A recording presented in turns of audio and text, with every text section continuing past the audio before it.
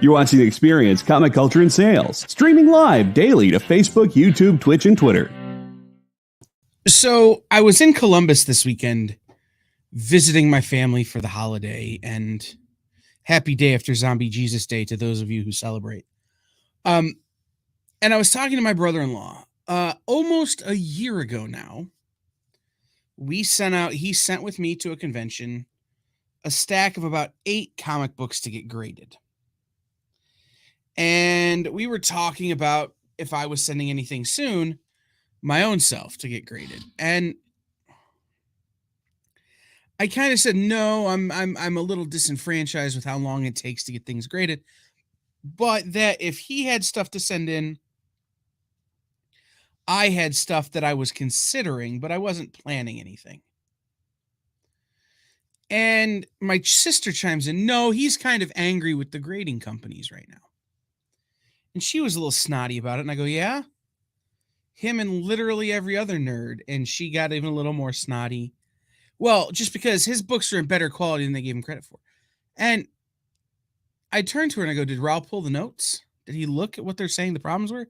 Did he do the work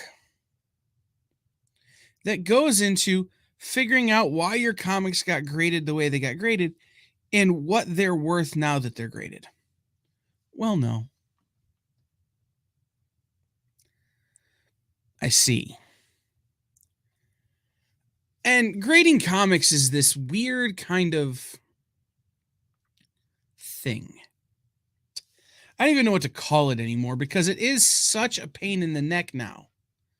But grading comics has always been this part of the industry that some people feel like is essential and important in order to get value. It's essential to have a 9.8. It's essential to have, if I get this book graded, it's worth $50. If I have this DC logo in the right corner, it's worth $50.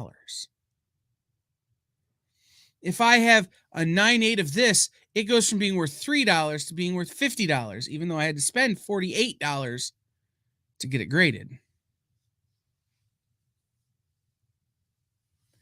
The process of grading comics to me has always been the process of spending good money after bad. But I've been reevaluating my habits as a collector. I've been thinking about the way I approach collecting comics. It's something I've been doing for over 30 years. And I've been doing it the same way for over 30 years. The biggest change in how I collect was when I became a retailer and I didn't have to pay the middleman of the retailer anymore. I could just order stuff for me.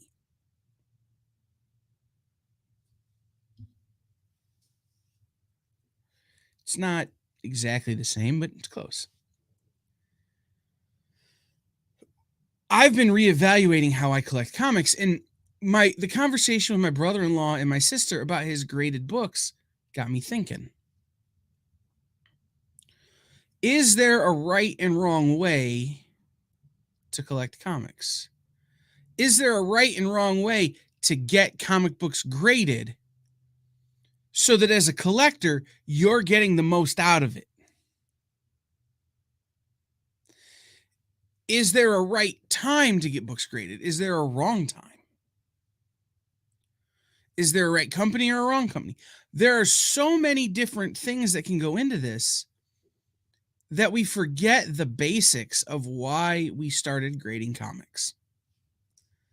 And so today's episode, this second episode of Hot Takes for the Day, is going to be about me thinking about getting comics graded, because if my brother-in-law has some to send in, I probably have some I want sent in. So I'm going to be working through this as KO, I hope I said that right, said, so many deep thoughts. I'm going to be working through this existential crisis I'm going through because I don't know what to send in anymore. This is Hot Takes. Welcome in.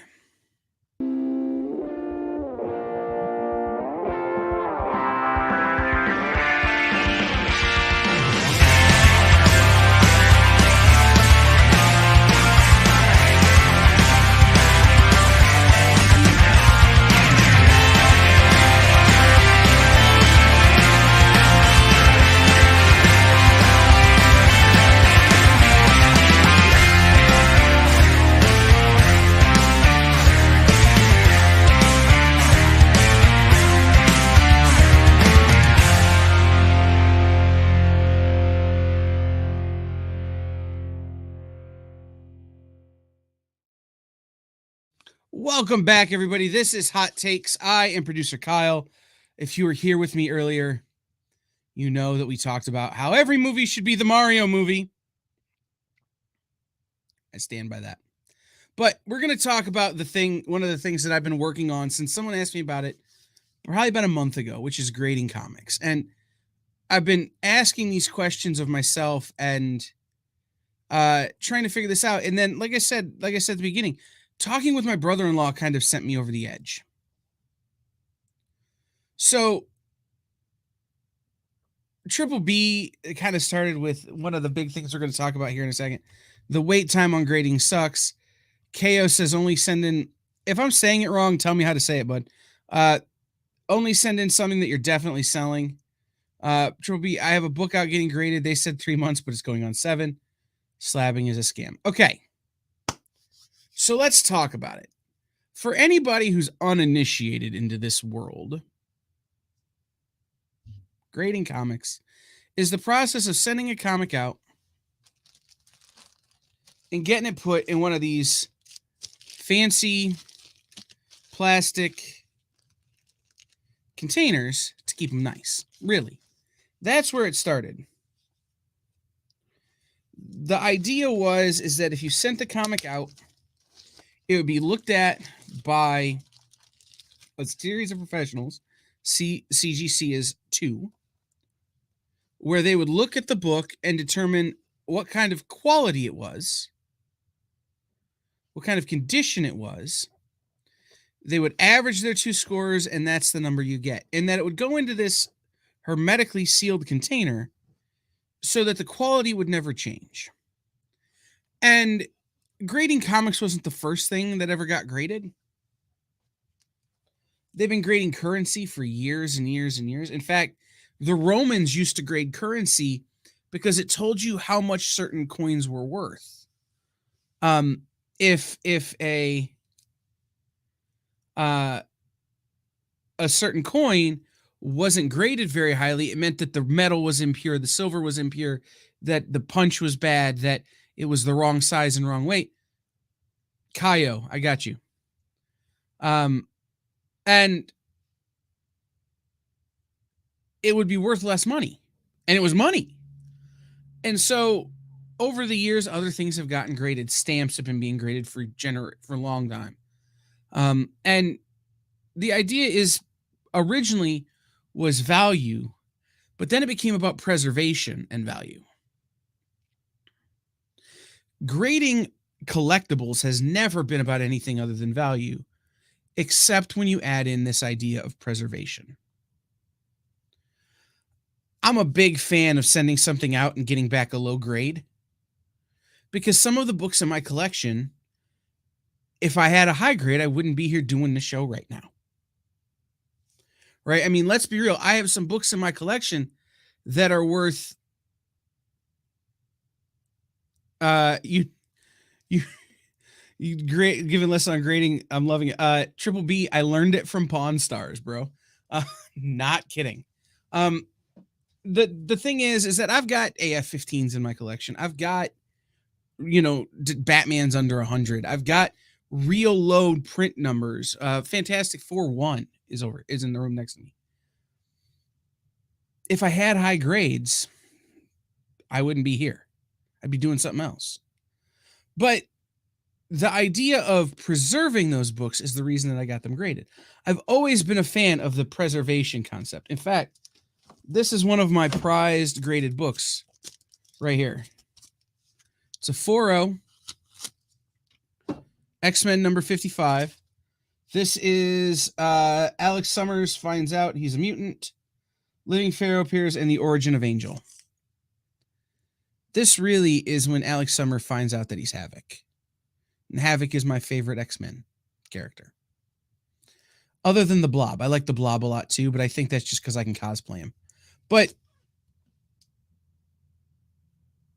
right. TJ James. Baseball cards were where it started for him in terms of grading. It's true. Everybody started somewhere else. I started with coins and postage, actually. My grandfather was always a comic collector, but before he was a comic collector, he was a coin collector. He has a massive coin collection. On this one, Kaio, it is, we have, this one is, it's Rich Coletta. Actually, the cover is Barry Windsor Smith. Anyway. But Grandpa collected coins, so he always had graded coins laying around. So that's where I learned grading. And then, sure, there were some baseball cards and other stuff here, but then it was comics. And so when we talk about, being a better collector, me trying to figure out how to be a better collector, I have to have this conversation with myself about, is this what I want to spend my money doing? This book is never going to be for sale unless I get a 5.0 or a 6.0. I get a higher grade copy, right? If I come across a higher grade copy, then I'll sell this one. But otherwise, this book's never going to be for sale. So is this what I want to spend my money on? Or is this? This is a relatively new book. This is 2021. Peach Momoko, Batman Black and White #1, Peach Momoko variant cover. This is 9.8. That's a 4. In terms of value, this one's probably a little higher than that one. How do you spend good money after good and not good money after bad when it comes to grading comics? Now, earlier it was mentioned turnaround times. When I first started grading comics, or getting comics graded, I should say, a couple months, 3 months maybe was your turnaround time. And then it got real short. It got to the point where I could have a book turned around in a week for not a lot of money. $35, $40. And then the pandemic happens and everybody's getting their books graded. Everybody's gone nuts with let's get it slabbed. And they're slabbing stuff that never would have gotten graded. And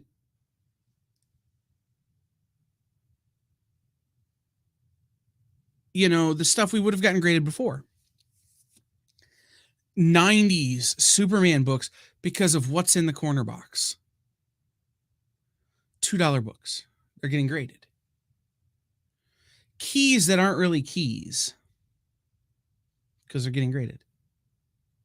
They're getting graded. And so the turnaround times got to be insane. And so I've been seeing this ad for one of the grading companies, CBCS, running on Facebook. And here it is. Latest turnaround times for comic grading and pressing. Standard is 30 days for new and modern books. Vintage is 20 days.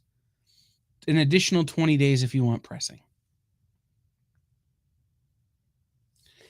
And then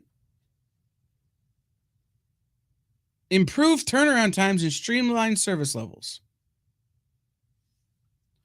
Improved turnaround times. I'm not really sure that's an improvement.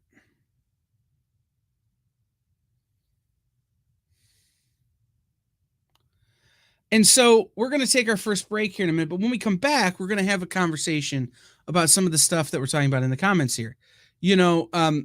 About having gone through grading, what that process is like. Is getting a book graded a scam or not? Let's talk about what happens once a book is graded.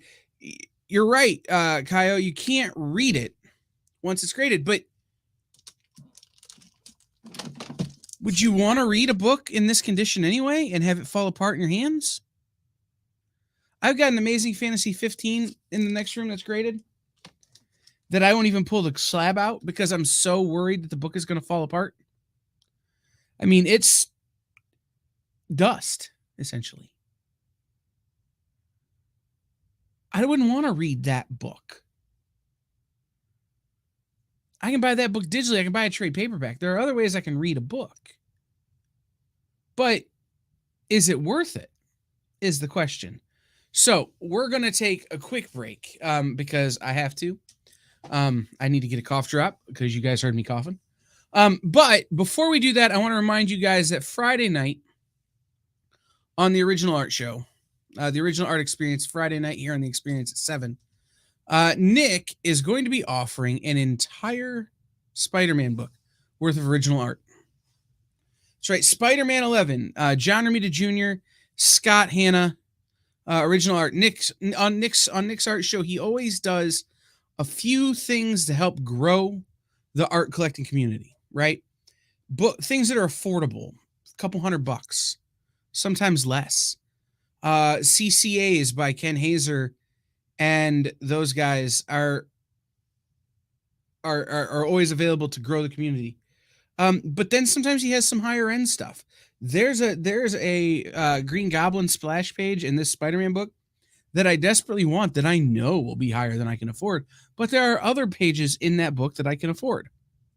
So Nick will be offering an entire art book, an entire book of Spider-Man number 11, the original art from Scott Hanna and John Romita Jr., Friday night on the art show at 7. We talked about art earlier, and I showed some of the pages that I've picked up recently, including this one from the NAM with Jeff Isherwood inks. I bought that directly from Jeff Isherwood. And these Brett Booth, Norm Ratmond flash pages here and here, I picked up from Nick's art show.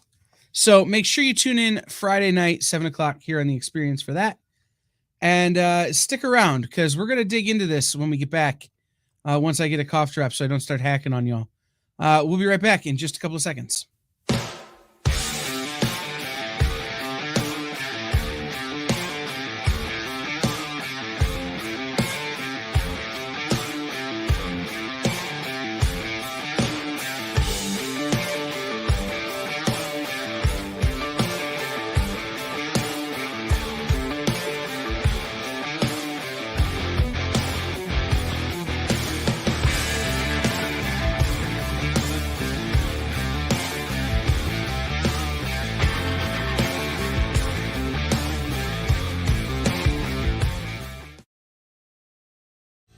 You just finished the last episode of your favorite news show, and you just have to talk about it. But all your friends are ghosting you because of that incident last week at the buffet. Oh, you know the one. What you did to that chowder. Ugh. Keeps me up at night. So what do? Join writer Dan Wickline as he breaks down all your favorite pop culture media. Whether it's a review of the latest nerdy TV show or a dive back into the history of your favorite comic characters, Dan's ready to discuss all the hottest topics live. Join the conversation as Dan live streams Tuesday through Thursday at 5 Eastern, 2 Pacific on Twitch, Twitter, YouTube, and Facebook. The Dan Wickline Show on The Experience, Comic Culture and Sales.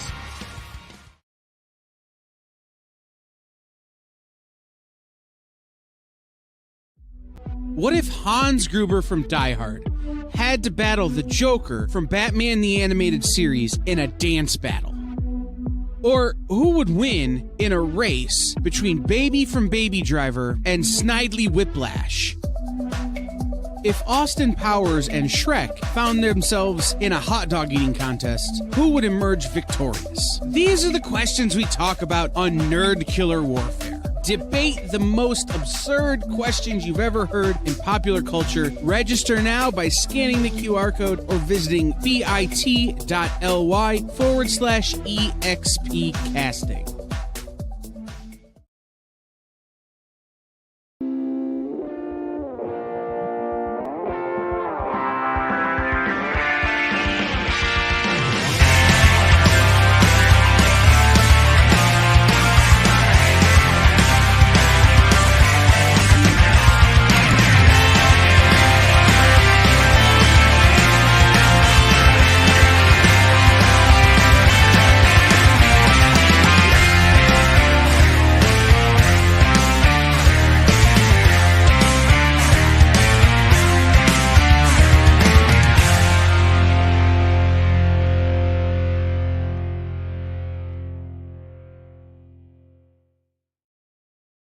What's up, everybody? Welcome back. This is Hot Takes. I am producer Kyle. The phone lines are open. I'm not going to take any calls just yet because we're going to talk first. But the phone lines are open. So if you want to call in a few minutes and have a conversation about this, you can do so. 567-318-6507. 567-318-6507. So before we went to the break, we were going to talk about, is grading comics a scam? What's a good way to buy or sell graded comics? How should you handle grading comics? And there's an interesting thing that I was thinking about before the break and then a little bit after.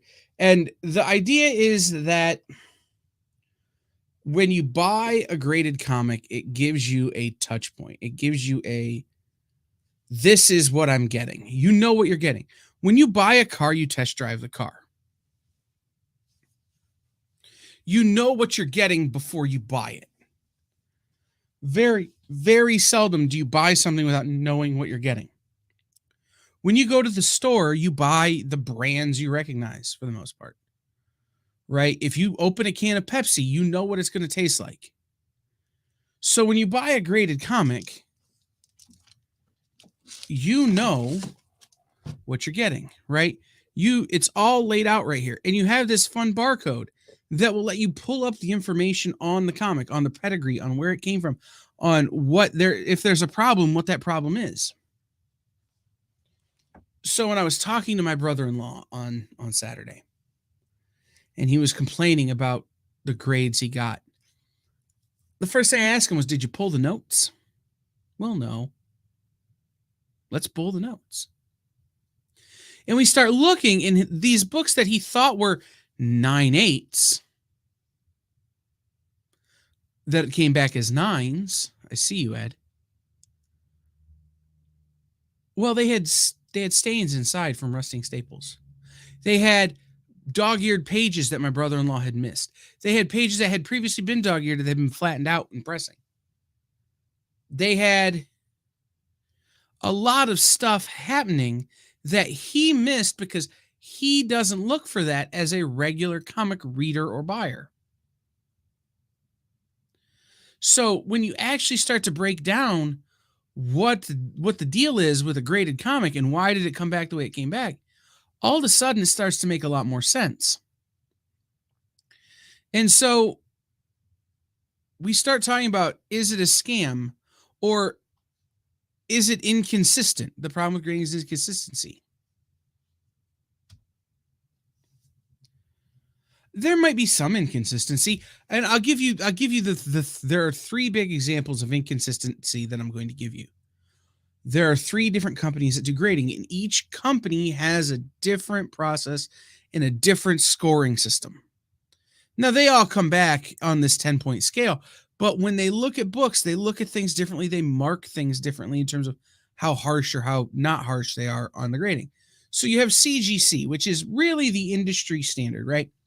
When I explain to people CGC, they're Sony, they're Samsung, right?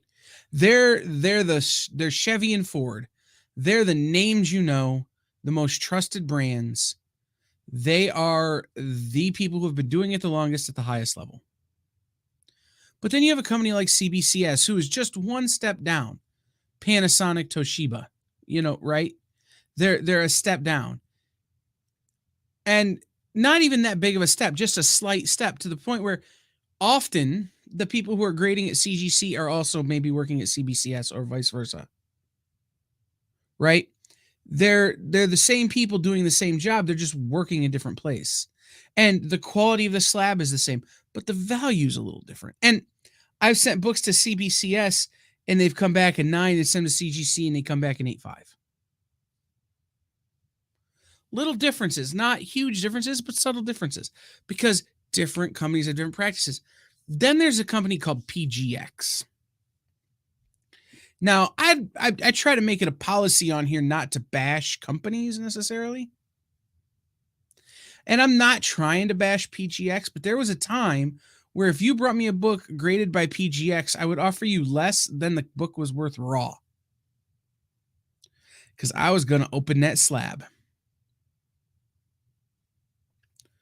Say what you will, but they were the most inconsistent because they were the low guy on the totem pole. They were the off-brand Amazon Wish.com grading company.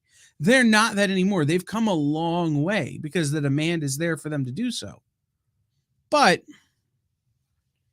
they were the low end, and their stuff didn't hold value the same way the other two companies did. And so we start to talking about, how are we spending good money after good money? First of all, it's knowing what the company you're sending stuff to, how they do it, right? It's knowing that when you send it to CGC, it gets looked at by 2 guys. When you send it to CBCS, it gets looked at by 3. When you send it to CGC, they're not so worried about marks on the cover from grease pens on silver and golden age books, because that was a common practice back then, and it's almost so common you can't mark down for it. But at CBCS they do. At CBCS it's 3 people. I've not dealt with EGC Triple B.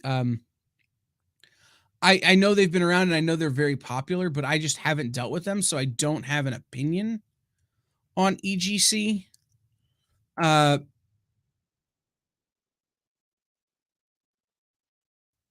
The thing about comic book grading has become so. And do you mean EGS? Is that what you typed? I didn't remember. There's EGS is the other one I know, which is Elite Grading Service, which is part of Elite Card Grading, which I do know more about. But not having dealt with them, I don't have an opinion in terms of their quality. But what I was getting at was knowing the differences, right? So when I send something to CBCS, which is what I do more often than I send to CGC, I know that it's getting looked at by 3 people, but it's getting looked at on a very different rubric. So if I think it's a CGC 9.0, I'm prepared for CBCS to say it's a 9.2, but for it to be worth about what an 8.5 is worth from CGC. Like, these are the things I know when I go into this. So I have to look at the market to tell me what a book is worth. I have to look at the process to tell me what a book is going to, how a book is going to be graded. And then I have to decide, based on the cost of the grading, plus the value of the book, plus the value of a graded copy, is it worth doing? And then I have to step back and say, sentimentally, is it worth doing? When I had my store running regularly and we were doing submissions for people, I wouldn't submit books without first doing a consultation with the owner.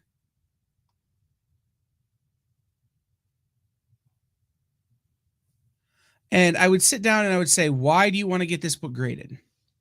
And if their answer was because I think it'll be worth more money, then I would break down the economics. You paid how much for the book? $5. Okay. Book is worth 10 raw. Graded, you're going to spend another $40 to make the math round. So you're going to be into this book $45. The value of this book raw is 10. The value of it graded at a 9.8 is only $35. Do you really want to spend $45 for $35 worth of value? And sometimes I would say, okay, raw the book is worth $100 and graded the book is worth $1,000. Do you want to spend $40? And then the buyer has to make that decision, right? But TJ James kind of has it here in the comments.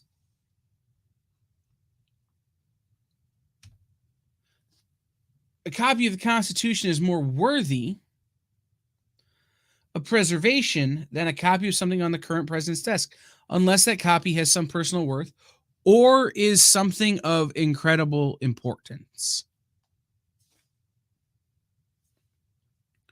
Important things are always going to be worth preserving. Important things are always going to be worth saving. But is it worth it to you? And so in this conversation I'm having with myself about what's important to grade, I had to have this realization about what's important in my collection. And the thing that for me that became important in my collection is not the value of my collection, because the value of my collection is going to be whatever it is, and it's going to fluctuate wildly over time. I have books in my collection that 10 years ago weren't worth the paper they're printed on. But all of a sudden, King Shark is a thing, and my first King Shark appearance is worth a lot of money. Or books that 10 years ago were worth a lot of money, and now they're worth staggering amounts of money. Value of my collection isn't going to be dependent on whether or not my books are graded. It's going to be dependent on other factors, like the comic book economy.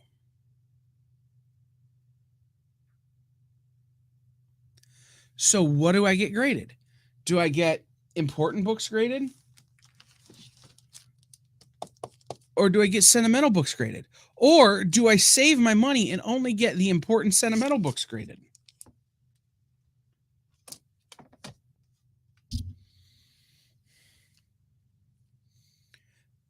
I love dynamic forces. I've loved dynamic forces since I first discovered them on QVC in the early 90s. Old School Spider says he does important and sentimental. That's kind of where I'm coming to, Old School Spidey, but I'm going to caveat that. The thing about dynamic forces is they've always offered collectibles that if I didn't buy them from them, I don't know where else I would get them. Sometimes your local comic shop would have them, but they got them from Dynamic Forces. So one of the things that I will continue to buy, like we're talking about important and sentimental. Well, books I'm going to get graded are going to be important and sentimental. But if I walk into a local comic shop and I see a graded copy of a cool comic with no sentimental value, it's just cool and it's a good grade, especially if it comes with that Dynamic Forces COA or that Dynamic Forces pedigree, right? I might pick it up because that's a book that, as a long-term investment, is something I can use. People know I'm on the air and they're calling me. I love it. It's something I can use.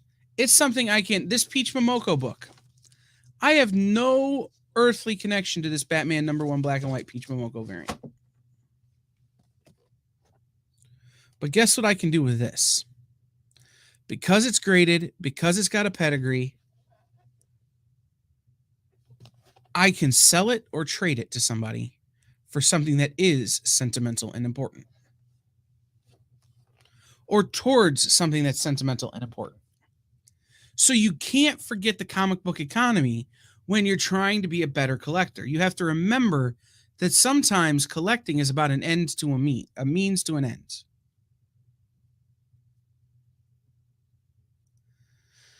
Sometimes you have to sell your soul a little to please your soul a lot. And what I mean by that is sometimes I have to send books in to get graded, not because I think I want them graded, but because doing so means that I can have a chip that I need to use later or that I want to use later. I have one of the books that I have next door in my box of slabs that I was going through to pull 2 books for today's show is a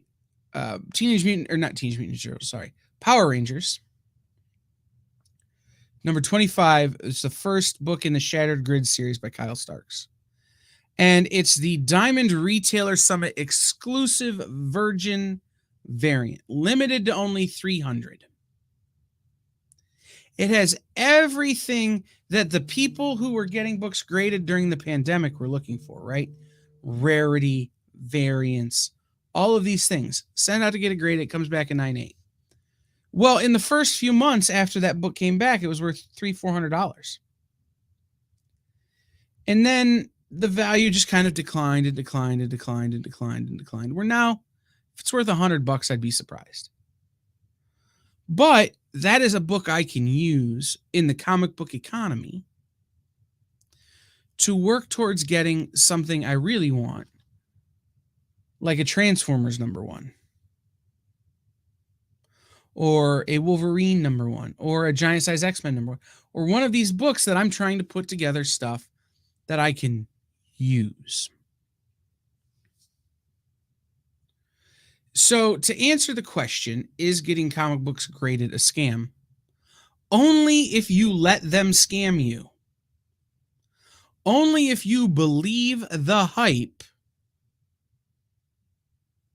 that the world is telling you.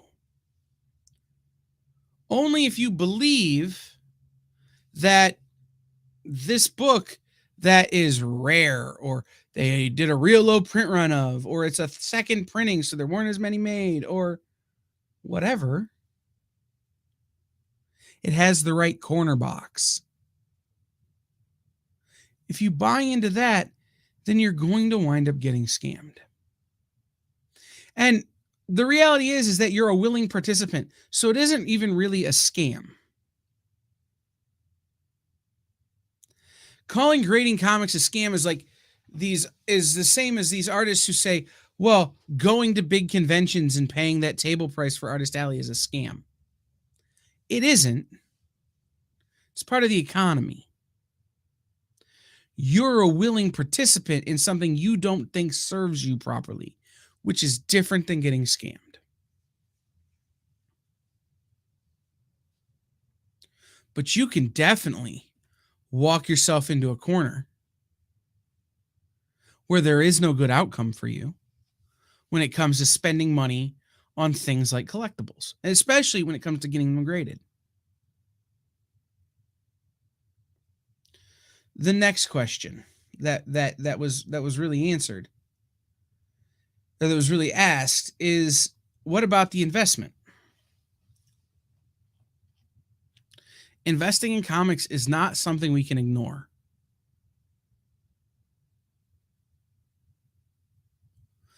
Unfortunately, it's just not anymore in this industry. We can't ignore the value of the commodity we're trading. Comics are a commodity these days, on the same platform as oil, gold, petroleum. All of these things, where I'm from, corn is a commodity. And if you've ever eaten Ohio sweet corn, you know why. But you can't ignore the economy of these things. You can't ignore the value. You can't ignore the investment. But what you can do is set your expectations.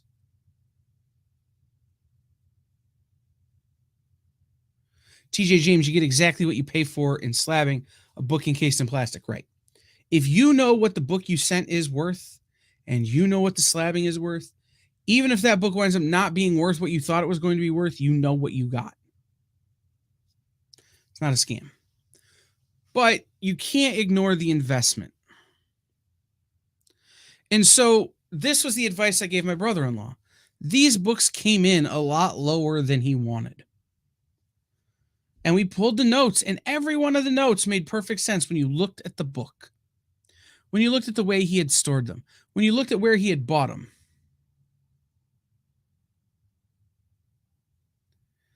And I said to him, I go, are you looking to get the money out now? Or did you do this so that when my 2-year-old nephew's ready to go to college, these things might be something you could use? And he goes, I don't know. And I said, then you don't know what to do with them. You can't, if you don't know what you're doing when you get into this, you're ignoring important facts. So,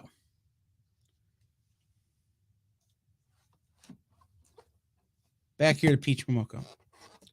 This book isn't worth a ton, not graded. It isn't worth a ton graded. It's worth something, but not a ton. I knew exactly what I was getting into when I bought this book. I know that Peach Momoko is one of the hottest artists.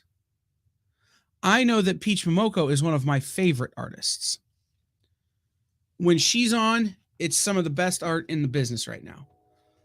But in 30 years, when I'm ready to sell these books, if that's in my collection and Peach Momoko winds up being the next Neil Adams, that book's gonna be worth a ton of money. But if Peach Momoko winds up not being the next Neil Adams, I'm fine with that.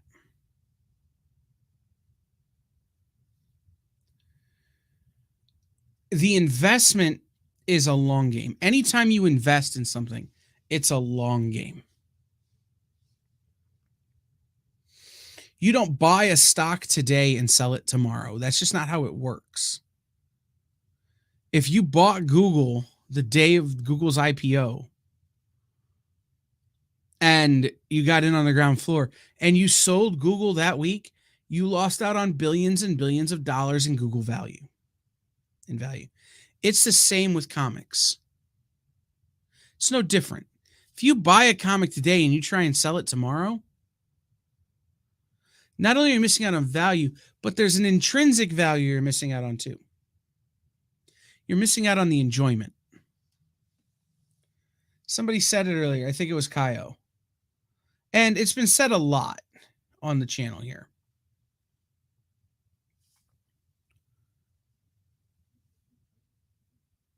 Only invest in things you love. Only buy things that make your heart happy. Because at the end of the day, if that thing goes bust, your heart is still happy. Brett Booth, Norm Ratmond. I got it upside down. Brett Booth and Norm Ratmond. The Flash. These pages make my heart happy. I have art framed and hanging all over my studio space. And every time I look at one of these pages, it makes me happy. I have over here on this wall, I can't show it to you right now because the way the room is lit. I have Wonder Man pages. I bought them, I got them framed, and they announced Wonder Man, and the value of those pages shot way up. I can't ignore that. I have to know that as part of this. But they ain't coming out of those frames, and they ain't coming off of that wall. Because it isn't worth it to me. Which is the last part we're going to talk about before we take our last break. You can't ignore. You have to know what you're getting into first, which is how you don't get scammed. You can't ignore the investment, but you have to set reasonable expectations on that investment. If you're investing in a book today to sell it tomorrow, and you're going to get it graded, you're going to be spending good money after bad. And the last thing in this is the thing that TJ James has brought up a couple of times. Other people have brought up a couple of times. The state of the book changes when you get it graded. You can't read it. So if you ever want to read that story of that book you got graded again, you have to buy it again. Which is also a form of getting scammed. But it's not if you know what you're getting into when you get a book graded. You have to find another way to consume that book if that's what you're into. If you're a real collector, and that's who I'm talking to, this is a Being a Better Collector series. I'm trying to be a better collector. I have to be prepared that if I get a book put in a grade, in a slab, I've got to buy that book in another form. I've got to buy it digitally. I've got to buy a trade paperback. I've got to buy a worse copy or a better copy. I've got to buy a facsimile. I've got to buy a reprint. I've got to do what I've got to do to be able to read the book.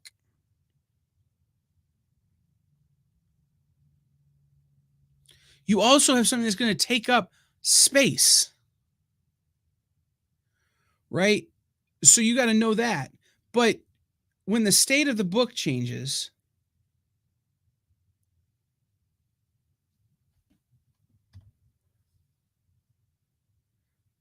I graded The Dark Knight Rises #1. Got no plans on reading it. Right. But if you sometime wanted to go back and reread your run of The Dark Knight Rises, you'd have to buy a trade of The Dark Knight Rises, or buy a digital copy of The Dark Knight Rises, or whatever.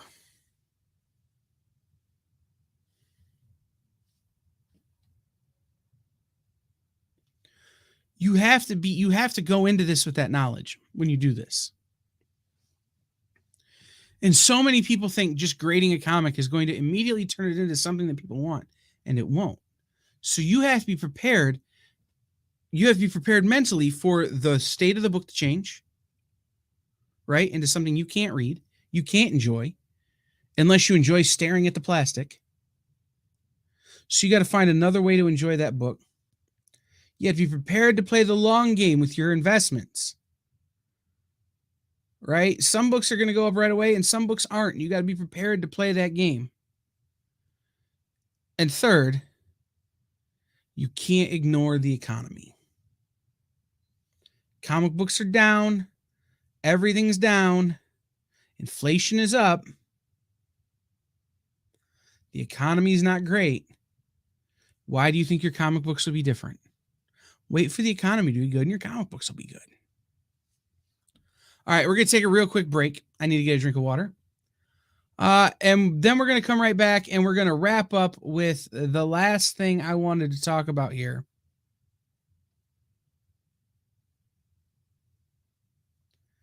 The last thing I want to talk about here. The need for preservation. And when is a good time to send in a book and when isn't. So we're going to be back in just a few seconds. I want you guys to, if you see the ad for the mailing list, sign up for the mailing list. I write the mailing list that goes out Sunday night, Monday morning, that gives you a look ahead for the week. Henri writes the recap emails that go out midweek. Sign up for the mailing list. It's important. Do you remember what it was like when you were a little kid and you got a letter in the mail? Now imagine that letter was filled with information about your favorite shows, pop culture questions, links to things you're going to want to see later, and even sneak peeks at upcoming programming here on The Experience. That's what the EXP mailing list is. Every week, we send you sneak peeks, information, and all of the relevant links for all of the shows you want to see. Sign up now on our website or scan the QR code that's on your screen right now.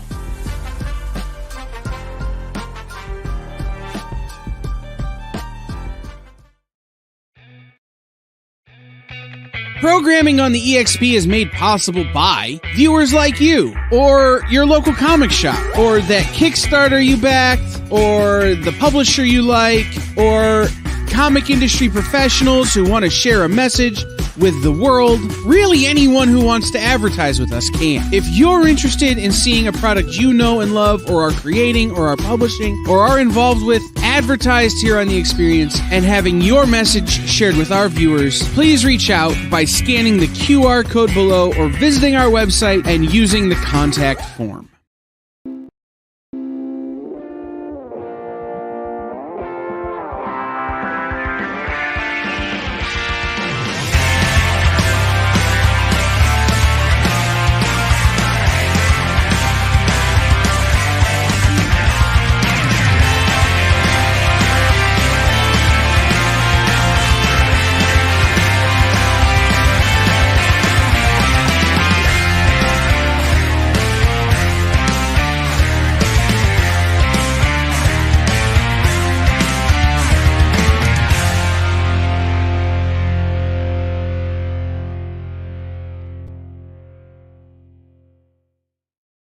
Welcome back in, everybody. This is Hot Takes. I am producer Kyle, and my favorite thing is happening. Somebody called me. So we're going to go to the phones. Triple B, what's up, buddy? Yo, what's going down, Kyle? How you doing tonight, buddy? Very, very well. I appreciate you calling in. What's your thought? What's your take on grading comics and, how you should... Yeah, man. I wanted to, first I'll say great discussion tonight on the grading comics. You gave me a lot of new insight that I didn't know that I needed. During the pandemic, I went and I bought a bunch of graded comic books. just thinking that they're going to be worth so much money, not realizing what I was getting myself into. And with your thoughts tonight, what you're telling me, I was like, wow, I wish I kind of known this back then. Yeah, I mean, and here's the thing, right? You bought them at the height of the pandemic, right? Yes. And are they good books? Like, are they cool books? Like, or are they just randos? No, well, it's X-Men books, and I love X-Men, so I get value out of having them. But I was just thinking maybe they might be worth a little bit more. You know what I mean? And they might be. Like, you're preaching to the choir, buddy. Like, I've got a ton of graded X-Men books because I love the X-Men. But the thing that I really want to encourage people, and this is what I'm going to leave everybody with at the end of the show, and I'll say it now, is just because they're not worth anything now doesn't mean they won't be. Just because that is true. Just because they're not worth what you expect them to be now doesn't mean they won't be. But if you're looking to make a quick buck, you're making a mistake, right? You're buying something on that's an investment that isn't always going to turn a profit right away. It's if you buy an investment property, right? You're buying a place that you're going to rent out. Well, that property's not going to turn value the next day. You got to pay it off. You got to collect that rent for a while and be that guy that everybody kind of cusses out at the end of the month when the landlord shows up looking for their money. I hope my landlord didn't hear that here. But anyway, it's that idea of small incremental gains, right? So if they announce an X-Men movie, those books are going to go up. And then those books are the books they're doing the movie on. Those books are going to go up. And then if the movie's good, because God knows we need a good X-Men movie after the last couple, those books are going to go up more. And now you're looking at a situation where, okay, I'm on to something. It's it's the same for sneaker collection, somebody says. Right, it's true. You got to wait for that minute. I tell you, one of my favorite moments. I had a signed ASM 300, which is a book that's worth some money anyway. But it was the chrome cover, so it was a little more rare, worth a little bit more. Sitting on my shelf for a certain price. I forget what it was. It might have been $600. And Stan Lee died. Book signed by Stan Lee and Todd McFarlane. Book skyrockets. And so I pull it off the shelf and I put it back in my collection because I'm keeping that thing. And then it starts to come back down. And all of a sudden, it's a book that I can sell for a price that people are willing to pay that I can use to get an ASM number 1. Well, an ASM number 1 isn't necessarily worth more or less than an ASM 300, but it's something I needed in the collection, right? So, Triple B, with your X-Men books, yes, you've got how many? You've got a handful? Yeah, I'd say probably like, maybe 12, 15 of them. Perfect. So, are they filling holes in your collection? That they are, and that's the reason why I kind of got them, thinking maybe, in the future when my daughter's graduating, if I need to. Right. Did I lose you? In my Uncanny X-Men run. Yeah, absolutely, man. That's exactly it, right? It's this idea of it's something that can be liquidated later, which is super important to remember. So I think you probably made a decent buy. I think we just have to remember that we're collectors. We're here forever. We ain't going nowhere. It ain't like we're not going to love the X-Men tomorrow. Right? And one thing, Kyle, I would like to be able to look at my books that are worth some money instead of where my money's in a bank and I can't see it. It's true. I mean, there's nothing like that tactile feel of digging through a long box, digging through a short box. There's nothing like grabbing that book and being like, my nephew's 2 years old. I'll tell you this story, and then we're going to wrap up here. But my nephew's 2 years old, and Saturday, I'm looking at these books of my brother-in-law's, and I'm kind of flipping through the slabs and some of the other Spider-Mans. He comes, what that? He doesn't really talk yet too much. And I sat there and I told him the story of the Green Goblin, because it was first appearance of Green Goblin was the book I was looking at. And I got to share that with my 2-year-old nephew. He's not going to remember tomorrow who the Green Goblin is. But that's a moment for me, right, as a collector, that I can impart my collection on somebody else. And I can spend that moment. And so you've got a daughter, you can spend time explaining to her why the X-Men are important, why you like the X-Men, what the X-Men meant in terms of the cultural significance of the X-Men, and what that meant when they launched, the cultural touch point that Marvel was commenting on. And all of a sudden your daughter will have a much stronger understanding of what makes her dad, right? Exactly. And, you know, Uncle Kyle, for my nephew, is just that weird dude who sends him pictures where there's people who are dinosaurs at Comic-Con. And, you know, oh, Uncle Kyle was Spider-Man, and he understands that, but he doesn't understand why I am the way I am. And he's starting to get there because of my comic books. So I would say this to you, man. I think you made a good buy, first of all, because X-Men are going to be a thing in the next few years, I can tell you. Yeah, I don't regret it at all. No, but it's always important to have this bigger perspective that comes from, again, I'm 30 years in, I'm going, man, I've been screwing this up. I haven't been doing this the right way. You know, I want to do things differently in terms of the way I invest my money and the way I invest my time and the way I shape my collection. And so it's this idea of, we can all be better at this, but it takes other opinions and other points of view. And that's what I try to do on this show. So I appreciate you calling in, Triple B, for always being here every week, for being on so many of the shows, talking to everybody, for being a supporter of the experience. Man, we couldn't do it without people like you and Canonus, and I see a bunch of our regulars in here, TJ. We couldn't do it without you guys. We really appreciate you. Hell yeah, man. I love the community, and thank you, Kyle. Absolutely, man. All right. All right, bye-bye. All right, so last thing I wanted to mention, and I kind of mentioned it to Triple B there, and I'm running out of time, so I'm going to go real fast. When should you submit books? When you can afford it. Don't spend money. You thought I was going to say, oh, when they've announced a movie or when they've announced a TV show or when something is popular. No.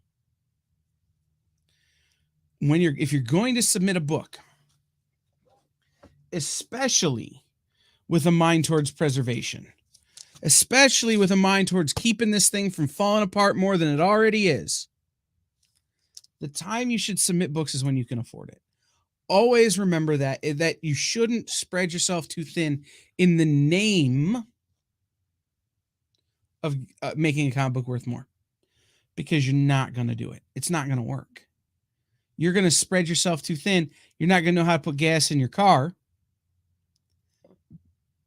And you're going to have a book that it's not liquid right away. The idea of grading comics is this really complex one, and everybody has a different opinion, and everybody's right. That's the other thing, right? There's not a right, wrong, or different. There's not a right or wrong way to do this. But having all of the information is the only right way to approach any part of collecting. Right? We're going to talk. I've been for a month, over a month, working on one of these episodes about variant comics, because it's such a hot button issue right now. And every time I think I'm going to do it on Monday, I'm going to do it on Monday. Sunday night, somebody sends me some data, and it changes the way I look at a part of this. And I say to myself, well, I need to reboot and rethink. And I keep coming back to, I need to put it off and learn some more. And so I can come to you guys from an area of knowing something. It's the same with this. I've heard all the opinions. I've talked to all the people about grading. And the answer is, you got to do what's right for you, and you got to do it when it's not this idea of, if I do this, then I'll definitely get this thing out of it. It's got to be I'm doing this for this reason. And it's got to be I'm willing to wait for that reason to come true. I have thousands and thousands and thousands of Ninja Turtle comics. Thousands. They've not made thousands of Ninja Turtle comics. But I wanted to work with Kevin Eastman. So what did I do? I bought the books. Became an expert in the Ninja Turtles. Met Kevin, kind of exchanged information, became friends. And now I have an opportunity to work with him, not because I was able to do it quickly, but because I was able to invest. Because I was able to spend the time and energy to do it the right way. When it comes to grading comics, do it when you can. Do it with the long term in mind. And always remember, always remember, always remember. Comics are something we love. They're not money. They're not currency. They're not stamps. Although some people love stamps. Some people love money. But we go back to the Romans. The Romans graded it because it told you the value. We grade it because we love it and we want it to be around forever. If there's value, there's value. But the value to us is that it exists. I said it before and I'll say it again. I love being here with you guys. I love you guys for being here with me. Triple B, Eddie, Canonus, Arachnoid, TJ James, Old School Spidey, the new guy, Kenneth was here, but Kaio was here. So many of you guys have been here supporting this show and helping us grow. Hopefully next week is our variant comic conversation. And I'll be honest, I'm coming in hot. So we will see you guys next week here on, what's the name of the show? Oh yeah, Hot Takes. Join the party. Head over to our link tree to find all the links for everywhere the experience is all the time.